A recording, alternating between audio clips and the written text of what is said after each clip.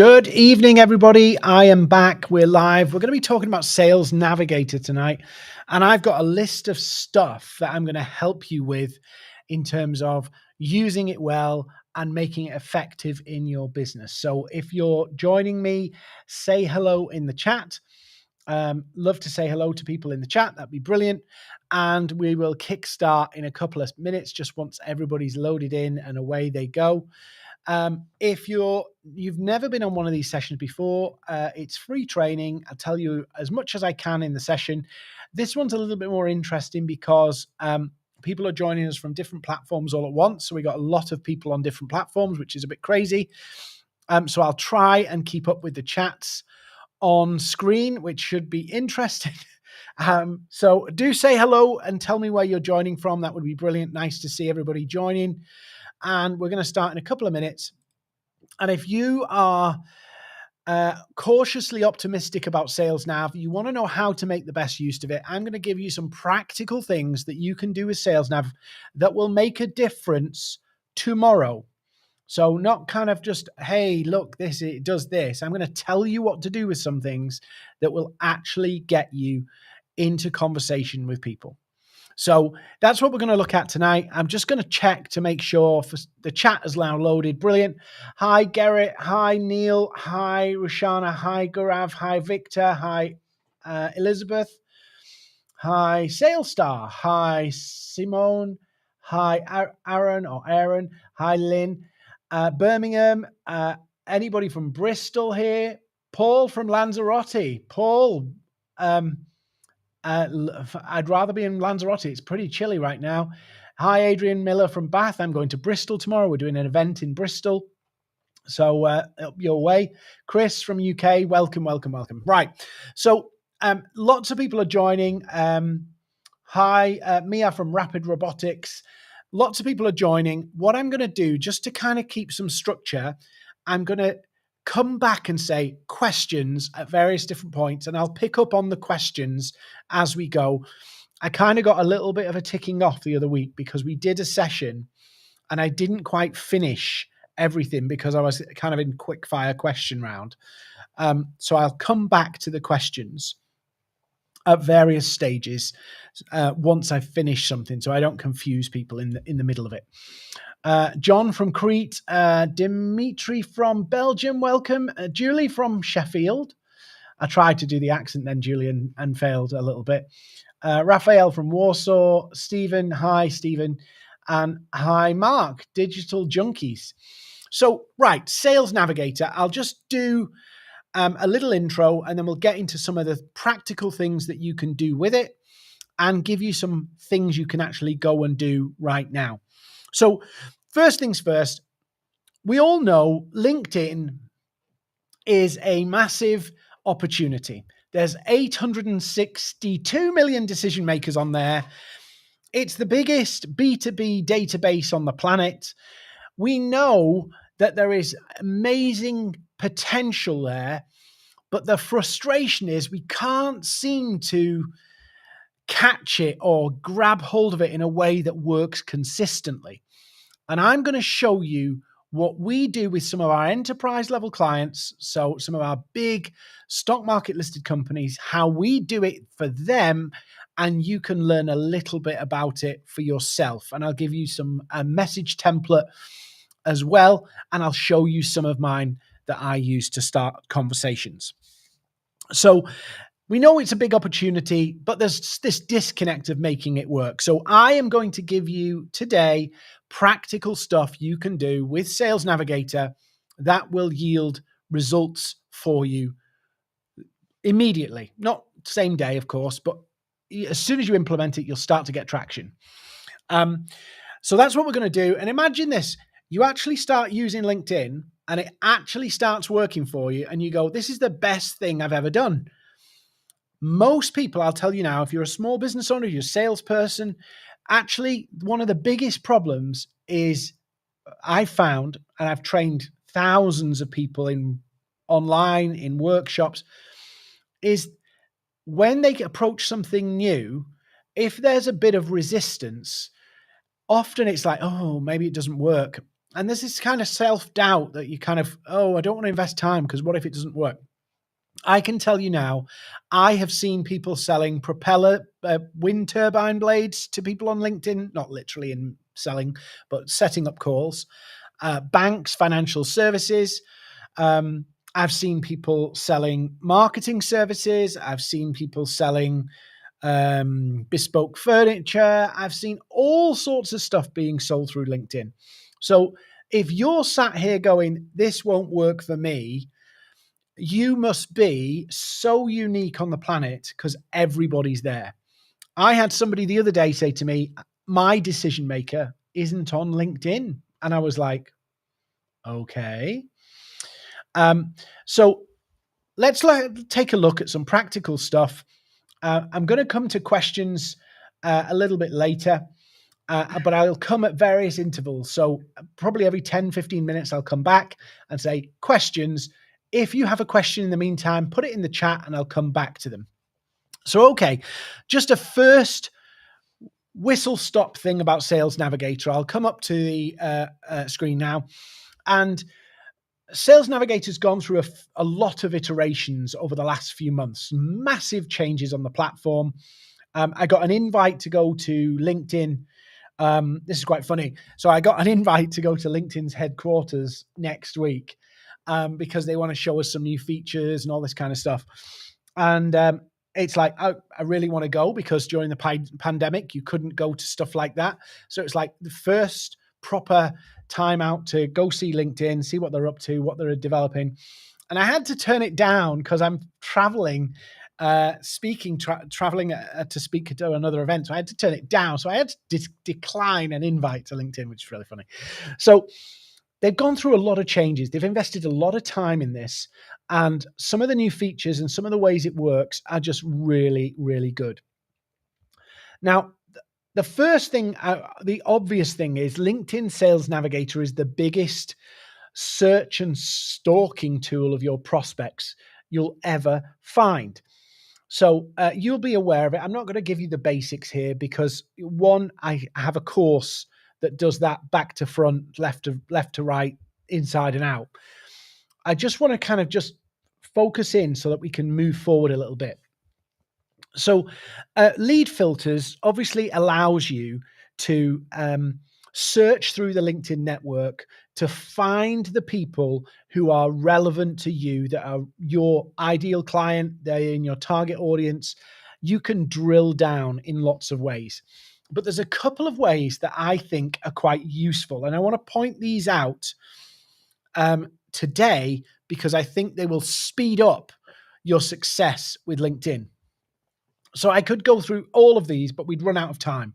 So what I want to do is I want to focus in on a couple of search filters you may not have seen or you may not have used. So the first thing is activities and shared experiences. This is a filter down here. These are key ones. So look through, change jobs in the last 90 days, posted on LinkedIn in the last 30 days, follow your company page. These are some of the filters that will find you the low-hanging fruit, i.e. people who've changed jobs in the last 90 days means that they probably are looking at new alternatives. They're looking at their supplier base with fresh eyes. There's no previous loyalties. They're looking to put their stamp on it. So there is that opportunity because they're new in the role. Mentioned in the news in the last 30 days is just that they've been mentioned in the press. Why does that matter? Because that's a good talking point to start a conversation or to open up a conversation. Posted on LinkedIn in the last 30 days. That does not mean that they are the most active on the platform, but it is an inclination that these people are showing up more. Doesn't mean that you discount everybody else, but obviously if I want as many, to approach as many people in the next couple of weeks as possible and get responses, I should try and zero in on the people who've been active in the last 30 days. Doesn't mean that other people haven't. It just means it's a list of people that are potentially easier to talk to rather than filtering one by one. So these spotlight features here are really useful. And whatever search you put in, I would highly encourage you to use them. Now, we all know people on LinkedIn are not coming onto the platform going, oh, I wonder who's going to sell me some stuff today. They're not in that buying mode. And one of the cardinal sins I see people make on LinkedIn, on Sales Navigator in particular, is they presume that people need what they sell. They presume that people want to even listen to them.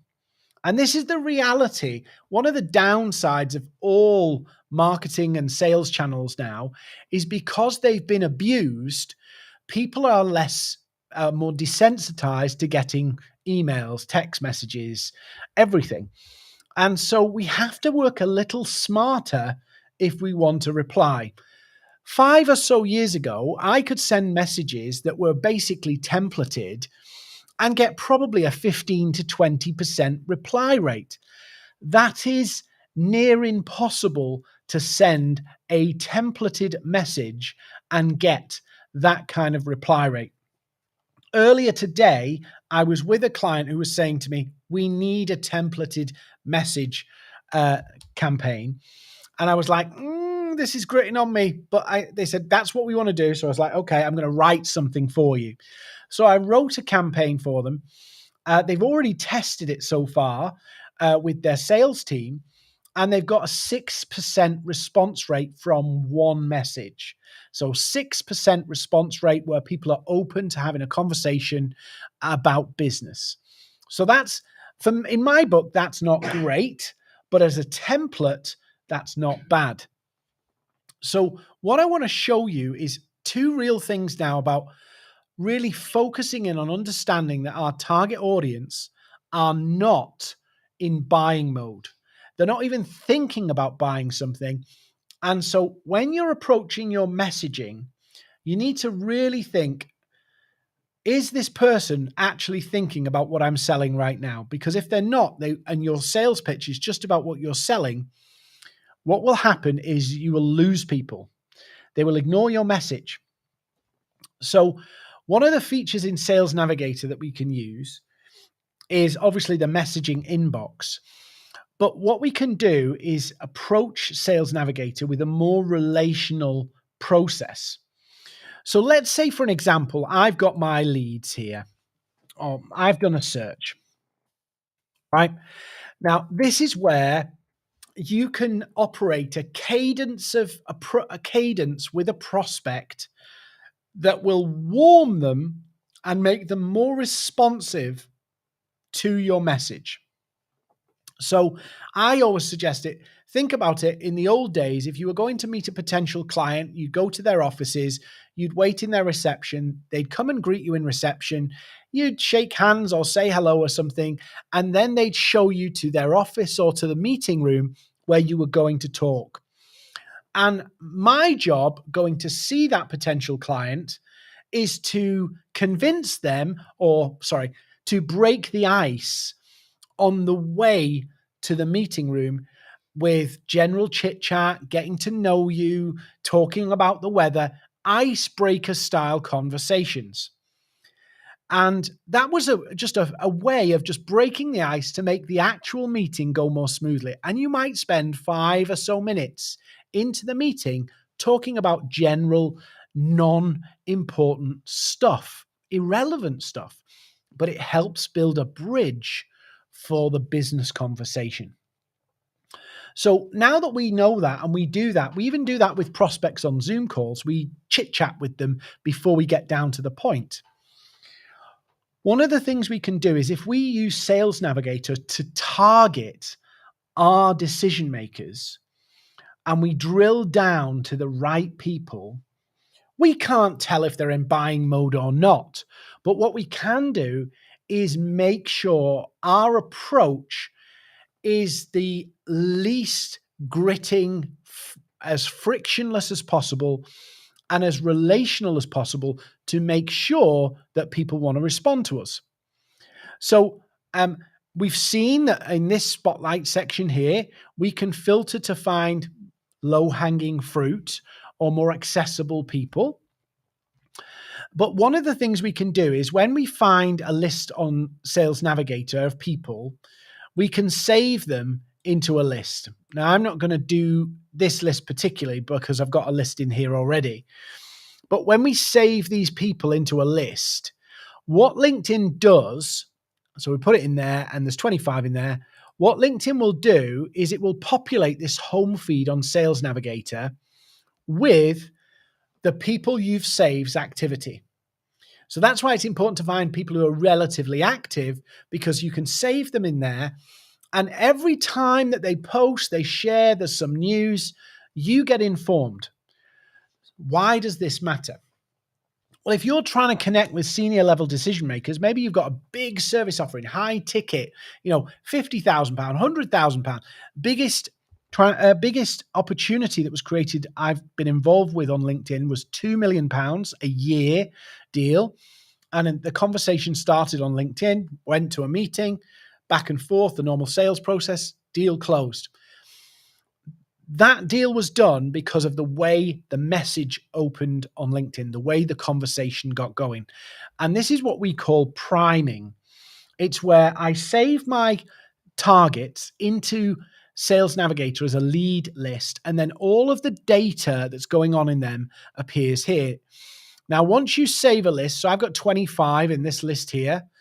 The 25 in here, what I can do is once I save them, it will start to update here, and you'll have a stream of consciousness. Now, here's a tip. Don't work on more than 100 prospects at once. The reason being is if you want to warm up a prospect by interacting and engaging with them, and I'll explain why you should do that in a moment. If you do too many, you will overwhelm yourself and you won't be productive. And if you do too few, the updates won't be often enough to keep you busy, keep you active, and keep people moving forward. So why should we prime a prospect and use Sales Navigator's home feed to do it? We do it because we're creating that walk from reception to the meeting. That's what we're doing digitally. We're creating a warming and ice breaking so that the message is more effective down the end. We're doing it so that they'll connect with us. If you engage with a prospect twice before you connect, your connection acceptance rate shoots up. If you send a cold connection request, if you're really lucky in certain industries, you can get a 25% acceptance rate. So let's just put this in context. If you are sending lots of connection requests because you want to sell what you do, you want to promote what you do, fair enough. If you do it rushed, 75% of the people you want to sell to will not connect with you. 75%. There's no perfect answer, by the way, but if you do too little actions beforehand, not the same day, one a couple of days before, maybe one the same time as you connect, your connection rate shoots up over 50%. Over 50%. So instead of losing 75% of all the people you want to talk to because they won't connect, you actually gain more than 50%. So you increase the number of people you can talk to. Why would you want to connect? Why not just in mail? Well, I'm going to say something, and hopefully LinkedIn isn't watching. In which case, if they are, I will probably cease to exist tomorrow on LinkedIn. But I found my personal experience, particularly with the new inbox, and LinkedIn are rolling out a better inbox soon. I got the notification about that. Maybe I would have heard about that next week. Is in mails, we now know their ads. We now know their promotional stuff. So we tend to ignore them more. So they're not as effective, I feel, as they used to be. It doesn't mean you don't use them, but they're not as effective as they used to be. The other advantage of connecting, obviously, is they get to see you in their feed a little bit more. So there's a benefit to that. So connecting with your decision makers is important. It's also important to realize that not everybody's going to want to buy right now. So having them connected, if they see a few of your posts, you'll be top of mind for down the road. You won't necessarily be forgotten. Cardinal sin of salespeople, they find the easy, low-hanging fruit very often and move on. And very rarely do they spend any time nurturing the people who aren't in buying mode right now. So interacting before you ask them to do something, so connect or before you send us a message, can actually improve your success rate. So that's where this home feed on Sales Navigator becomes important, because it will give you a stream of what's going on. But remember, don't put too many people in it that you can't keep up, and don't put too few that there's not enough there to do something daily with each prospect. Something daily. So interacting a couple of times before you connect, interacting a couple of times before you start to ask for a meeting is a surefire way to increase your connection rate, which means you've got more people to talk to and you're going to get better responses. We call it priming. We have a whole methodology we unpack called the 7 steps of how you go from this person doesn't know you, you've warmed them up, and you're opening a conversation, including how do you do that with the more elusive people on LinkedIn who perhaps are not very active. How do you do it in that way? How do you mix it with email and all of that stuff? But the simple principle is engage with them a couple of times before you want them to do something for you. And if you do that principle, your response rate goes up. So, okay, so 7 steps, priming, tick. We looked at the Sales Navigator features here on the lead filters down here to find the low-hanging fruit, because some of you are messaging people who are not even on the account. They've not logged in, they're not active, and so you're sending messages wondering why you're not getting responses. It's because you're picking people who are not there. It's no point messaging somebody if they've not logged in days or weeks, because your message is going to sit there gathering dust. So that's really important. Now, the other thing that you can do with Sales Navigator, obviously you've got the messaging here, but one of the really good things is in the accounts filter section. Now, I'm not going to go into the buyer intent piece here because there's a whole ton of time we could spend on the buyer intent. But suffice to say, the new version of Sales Navigator will score your leads and your target companies by how interested they are in your business. And they score them by high, moderate, and low. And so basically LinkedIn Sales Navigator is telling you, hey, you should talk to these people. The new Sales Navigator here every week sends me some recommended leads. And you'll see in here, it's giving me 100 recommended leads every single week. And I can go, right, awesome. I've got 100 recommended leads here. I'm going to add them to another list, my leads list. And all of these people, it's saying, Dean, these people are interested in what you're doing. So buyer intent dashboard and some of the new features allow you to score your prospects, and it will tell you which are the most likely to buy. So you can see suddenly there's a whole host of opportunities here on Sales Navigator that you may have not seen. But having all of this information is great. You have to do something with it. That's why the priming becomes so important. So you don't mess up pitches or you mess up approaches to prospects. You do it in a way to give you the best response. I said to somebody the other day, I was having a conversation with somebody about my response rate to messages. And my response rate to messages is generally about 25%. So for every 4 people I message, I'll get 1 reply. That's positive reply. Why is that? Because I understand that just hammering people is, you can play a numbers game, and we had this debate about the numbers game. If you go quality I can get 1 in 4. If you go quantity, you can get maybe 3 in 100. So you look at that and go 3 in 100, if you're lucky, 1 in 4. So for 4 messages I spend time on, I get 1. For 100 you send, which has to be templated when you're 100, or copy and paste, you get 3. So I can do 16 and get the same as you because I go all in. Now, if you're selling a 50 quid thing, that's probably a waste of your time to go all in on a 50 quid thing. But if you're selling a 50 grand thing, it's worth the money. It's worth it. It's worth every penny to extract the maximum return on investment from your time.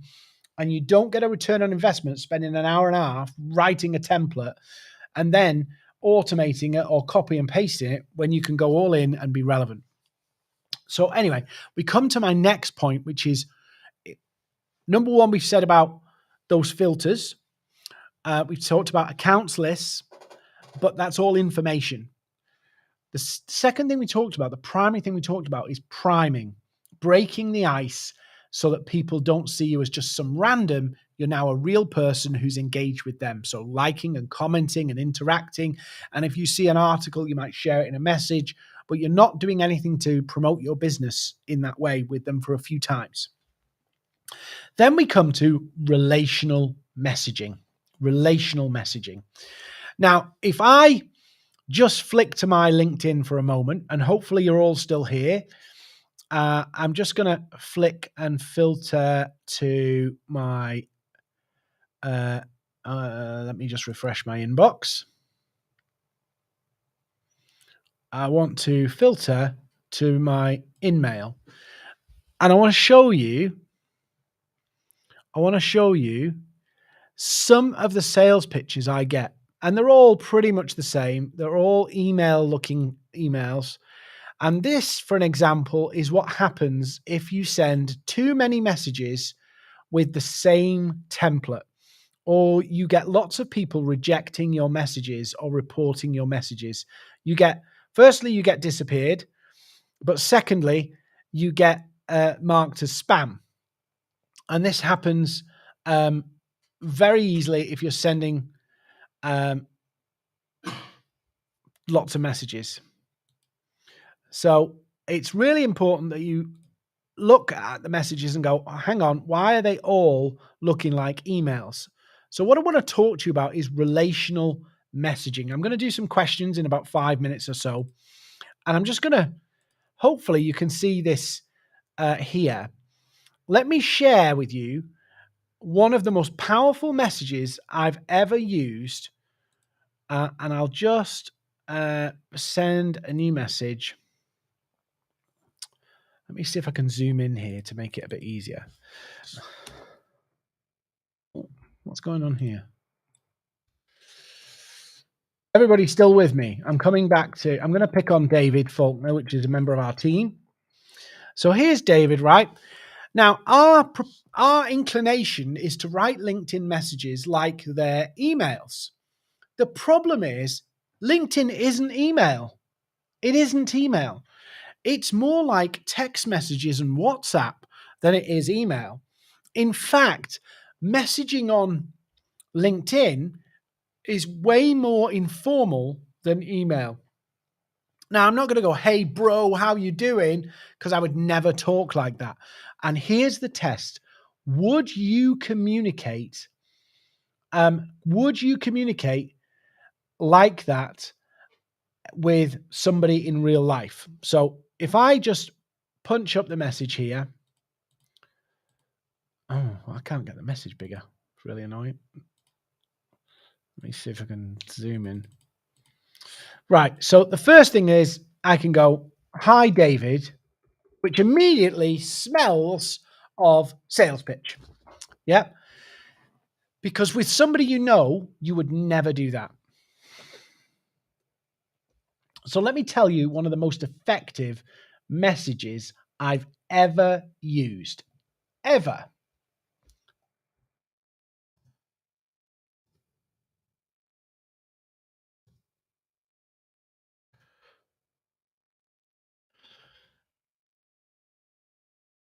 That one. That is my most successful message at getting a response. Do you want to see my second?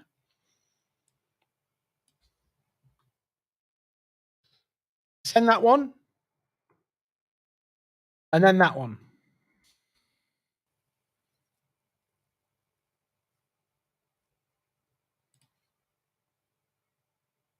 Dead simple. Look at, I mean, I have got different versions of this one, but this is pretty much the framework of this kind of works quite well. So can I ask you a quick question, Dave? Notice I put this name at the end of it. I don't put it at the beginning because it's more informal, so I'm getting people to warm to me. The other reason why this works so well is because it creates curiosity. Curiosity. People think, even in corporates, people think that formality is corporate. It isn't. People are human beings. And so they talk like normal human beings. Don't forget it. Don't inject formality into an informal, social, but professional network. So I put the first name at the end, which actually creates more interest. And the message itself makes people curious. Now, just coming to this, for you to get a lead, for you to get a meeting, somebody has to be curious, not certain, curious. You've piqued their interest. So I don't want to take too much of your time, so I'll be quick. We're looking to talk to who are struggling with a problem or a challenge. What's the big thing that you solve? We provide, and I've used this for FTSE listed variations, slight variations. Tell people about what you do and the result it brings. Do you have 20 minutes on Thursday to share a bit more? Now, I'll come off share screen a minute because I want to go to questions, but I want to explain why I do that. So one of the reasons why I've got loads of questions here, and I will come to them one by one. One of the reasons why I don't go into too much detail is because I want them to respond. So the first message is getting them to respond, and then I go back. People are buying outcomes and results. So I keep it really informal, really low key. Keep it casual. I don't even sign it off like an email. Why? Because I want them to see, one, it's from a human being, and it's way less formal. It's more conversational. I'm leading people into a conversation. I will not do a deal on LinkedIn. I will just try and get that 20 minutes. So that's the first thing. The second thing is I always, if everybody came back to me, I'd be in real trouble because my favored time is I always suggest to the people Thursday at 2. Thursday at 2. I just send everybody Thursday at 2. The reason being is it changes the nature of the conversation from are you open to a meeting to are you open to a meeting on Thursday at 2? So if they come back and say no, well, fine. But you could also say, oh, is there another time that works for you? Because I know that we've done this work for this client. So it creates a conversation.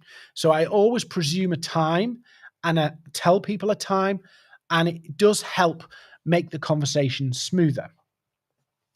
Now, we've got a few questions here. Stephen Dyson says, I don't have the buyer intent dashboard.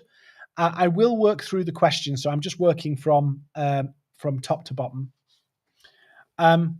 So first thing is, I don't have buyer intent. You need to have advanced or advanced plus. And Stephen, you can upload contacts into LinkedIn and it will score them for you. So I could take a list of companies that I want to do business with and it will score them for me. So whether they're in your CRM or the website inquiries, you can put them in and score them. Some people ask me at this point, how does LinkedIn score them? Well, they score it by so many people now check out profiles as part of the buying decision-making process. So they score that in, they score company page visits, they score all of that in together.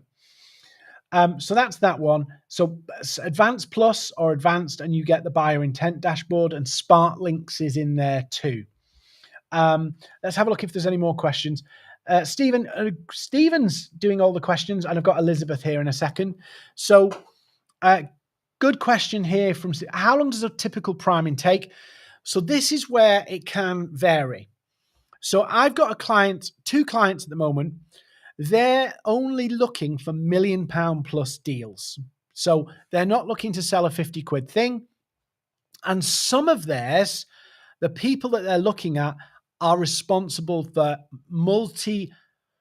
hundreds of millions, if not billions of pounds of revenue and stuff like that. So when we look at their decision maker, there is by its nature a longer process. I'll come to what if the decision maker's got a PA in a moment. So that's really important. That sometimes you have effectively a bigger, very senior decision maker, and so it takes a bit longer. But typically 2 or 3 weeks, you can prime a prospect, get connected, and get to a point of a meeting.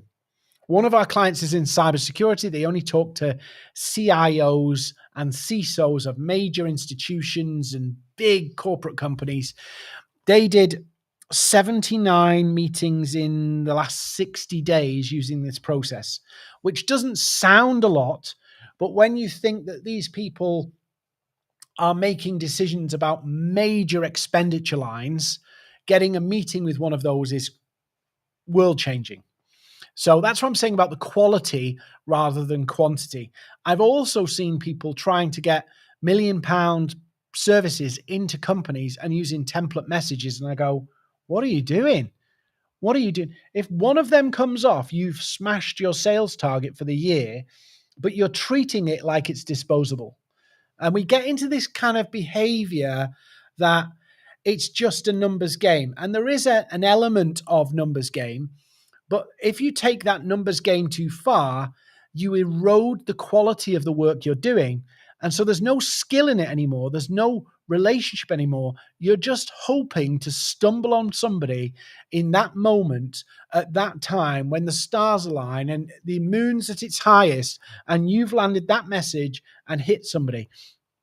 And that is the worst form of sales outreach, because there's no skill in it. There's no thought in it. It's just fire it out and hope for the best. So hopefully that's helpful.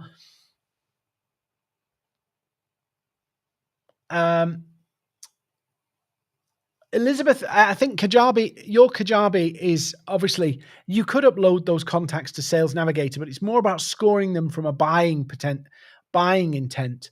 So I don't think it's Kajabi would help you in that sense. Let's see if there's any more questions.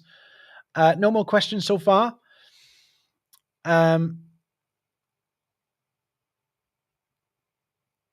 Dean's put a question here.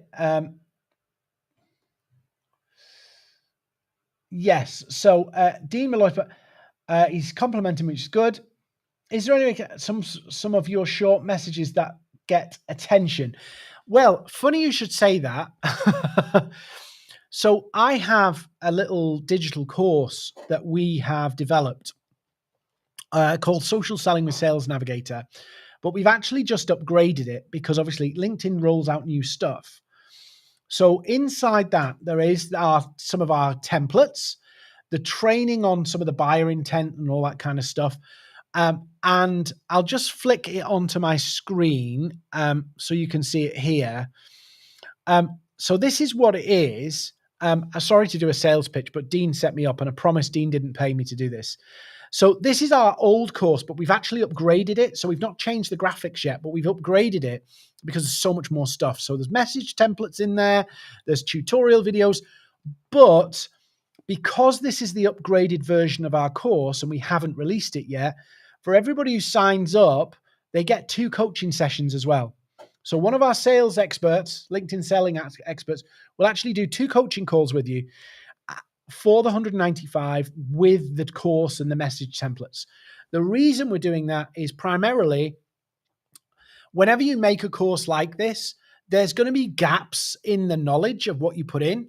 So doing the coaching calls, if there's a gap in the course that we need to fill, or there's a bit of knowledge we've missed out, or there's something helpful that we do on the coaching, we can kind of put it in. So that's why we do this. So I will send you the link to this if you want to sign up for it. But you get the coaching sessions, the message templates, the works. Right. So that answered Dean there. So enterprise clients. Hi, Reese. The upgrade from Premium to Sales Navigator Core, how do you get the other things? So when you've got Sales Navigator, I've got the corporate account, so I can't do this. When you go into Sales Navigator and you go into your account, there's an upgrade button once you've got Core. So I'd strongly suggest sign up for monthly, get in the monthly, and then you can upgrade. That's how you can do it. Oh, Elizabeth's done this course as well. Great. So how do we get the enterprise client? Also, what to do for getting attention of the client in LinkedIn? So Tanvir, it's all about the interactions beforehand. And it's about a relational message. So it's understanding the pain points of your prospects before you outreach. So many outreaches are just template. Look how amazing we are. Let's quote a whole load of big names so you know we're amazing. There's two ways. There's you tell people how amazing you are, and hopefully that convinces them to talk to you. Or you play relationship and curiosity and pique someone's interest. I've always gone down the pique someone's interest, and it's worked incredibly well for me. So, Reese, yes. So, Reese, actually, what works best in the comment is comments, first of all. Now, not everybody has comments. So that's the tricky bit. Commenting on things does make a huge difference, way more than likes. Other things that work quite well is shares, and also what can be useful. And I'll just pick David here. David Faulkner is a member of our team, but I'll pick on him because he is. So David here, right? And I can see he's posted something, and I can see from what David's doing that he's shared a post about a sign. So I might go, for an example, images. I'll just give you an example. I'll save this image onto the desktop. And then what I might do to David is say, saw your post today about signs, and then this popped up. Must be sign. Now, I like to use humor.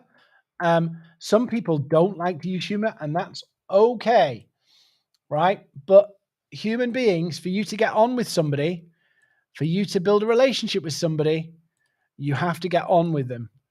So I would always mirror whatever they're doing. So if they're doing something, you do follow the same. So David shared a video about a sign. What are your career goals? Saw your post about signs, then it's popped up, must be a sign. Just being funny. He'll reply back. It's just low-key relationship stuff. I had a whole conversation with somebody on LinkedIn about nothing to do with what I do, just about something that they talked about in their post, whole chain of conversation about it. And then at the end of it, I said, I'd love to get 20 minutes with you at some point, see how you're doing your social selling. Yeah, okay. When do you want? Low key. It's not about having the slickest pitch. It's about being the best relationship person, because people buy into people. And if you're trying to hunt down and find that needle in a haystack, you will be constantly trying to find the needle in the haystack. For every 100 you send, you get 3. For every 4 I send, I get 1. So that's the way I approach it. So relational messaging. So let's have a look. Tanvir, you need to understand, okay, what is it I do and why would they need it? What's going on in their world that means they need our service? So what are the pain points? What are the things that are causing them issues and challenges and setbacks and getting in the way of their plans and their business plan and their future growth? You need to map that out. Neil, how often do you eat or drink Marmite? Is that because you can see it at the back, or is it because so Neil actually raises a good point. You're not going to get on with everybody. You aren't. The Marmite over my shoulder here is actually my. It was bought for me. It was bought for me, and they put my name on it. So you can't get on with everybody, but you've got to use your relationship, your personal skills to bond and connect with people. And so you going all straight laced, and I'm not saying you become like a crazy, unprofessional person, but I am saying that you have to be human and you'll warm to people, you'll engage with people in a far better way. Stephen, it's not necessary to upgrade. But if you are going to make use of the buyer intent, then it's worthwhile. So it is. I think it's about $89.99 versus $69.99 if I correct advanced or advanced plus. I'm not. I'm on a corporate account, so we don't pay in the same way. We pay like for multiple annual licenses. So it is worth it, but only if you're going to use it. So that's why I encourage you before you commit to it, that if you've never used it before, there'll be a free trial. If you've not had premium in the last 12 months, there'll probably be a free trial. And it's worthwhile doing it and making it a routine first. The key is getting a routine. It's not understanding software. You know, anybody can learn LinkedIn, anybody can learn Sales Navigator, and anybody can adapt templates. That's not the question here. It's not the knowledge and it's not the technology that's holding you back. It's the routine, it's the process, it's the organization, and being honest, it's the commitment to actually doing it. Because, you know, if I sat with you now in a coaching session and I went, let's do this now, put this in, you get a client instantly, you will do this for the rest of your life. But to actually get success, you might have to do a few messages. You might have to get into the swing of it. It might feel a bit clunky. And that's where it takes the determination to make it work. Your challenge in making it work is not about technology. It's not about know-how, because I can provide all of that. You can go and get it for 195 quid off our site. It's actually you instilling the behaviors into the way you approach LinkedIn so that you get the best result. And that is a challenge. Any other questions other than about Marmite? How often do I eat and drink? Shall I show you? Marmite. So somebody bought me that. So one final thing I was going to show you on Sales Navigator. So let me just show you this that I think is useful for you. When you go into the account filters, and this can be quite useful for companies where it's a tricky one, is inside Sales Navigator, you can actually search not just by company's location, but how big the department is. So say you're a marketing agency and you're looking to talk to big companies. So let me just show you an example. So I'm just going to pick on companies that are reasonably sized. So look at the size of those companies. And then I'm going to go, okay, but their marketing department is, I think we can do 0 to 1. So there are 25,000 companies in the world with a small marketing department. And let's just see how many are in the United Kingdom, or even a non-existent marketing department.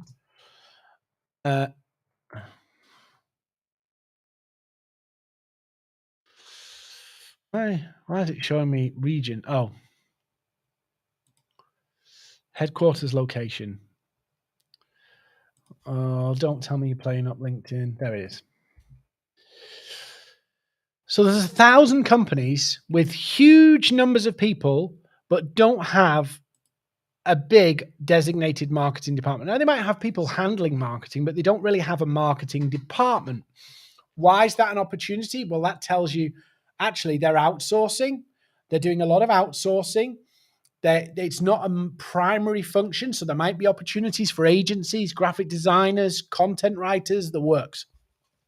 So this department headcount can be quite useful for finding companies where they're either massively resourced in one area or under-resourced, which tells you there's an opportunity.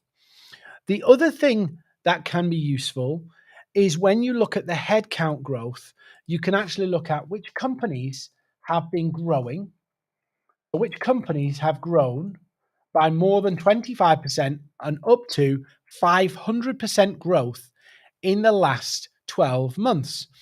And there's 594 companies. And let me just see if I don't know whether I can do this, but there's 50 companies that have exploded in growth in that size really quickly. So you can filter, and likewise, you could do it the other way around. Mine, I don't think we can do 5 minus 90% to minus 10%. I think I've got these the right way around.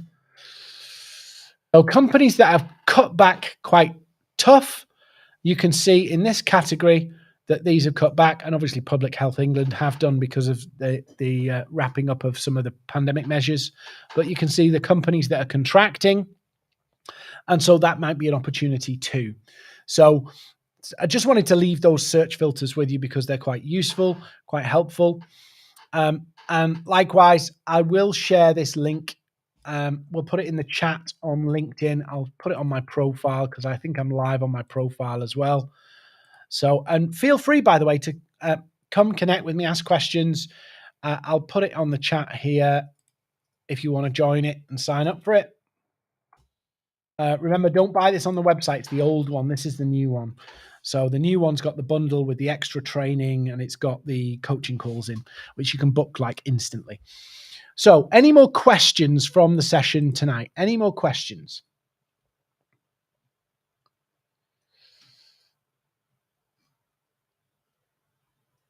I was worried you may question this. It's a priming idea. Oh, right. Okay.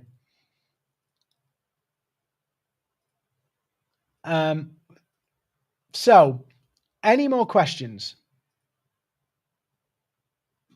So I'm confident we can get you rolling on Sales Navigator. So if you really want to make a success of it, we're rolling out this course in beta mode. So you get two coaching calls with our team. They'll help you implement it, help you use the templates, help you start outreaching, engaging with people. But they'll also give you all the digital training. So if you want that, brilliant. Come find me. And likewise, if you've got value from this session, please like, comment, and share about it, please. Follow our page wherever you're joining, YouTube, Facebook, LinkedIn. Follow our page. We do more of these things. We want to add value into your world. And if we can help you as a client on our courses, great. But we want to add value into your world and make you see that there's tons of ways that you can get clients and grow faster. So thank you for joining me. I'll be back in 2 weeks' time where we'll be talking about content that converts. So you can sign up on LinkedIn or you can sign up on Eventbrite. Just search on Eventbrite for Maverick. You'll find our events there. Like our pages, check out the course that we've got there, get the coaching calls. I'll see you in 2 weeks' time. Thanks for joining me.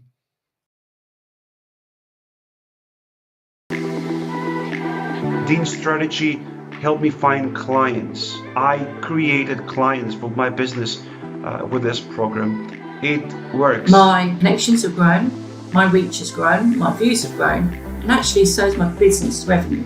Over that 3-month period, I have actually signed up 3 new clients at a cost of £50,000. That's over just the 3-month period. So it's worth it. Every single time there's a session, I just feel like it's just a golden moment. Every single session brings me something really new and really valuable, and I've started to attract high value client sales, which is wonderful, and it's really given our business a boost. Dean Seddon and the Maverick team, what can I say?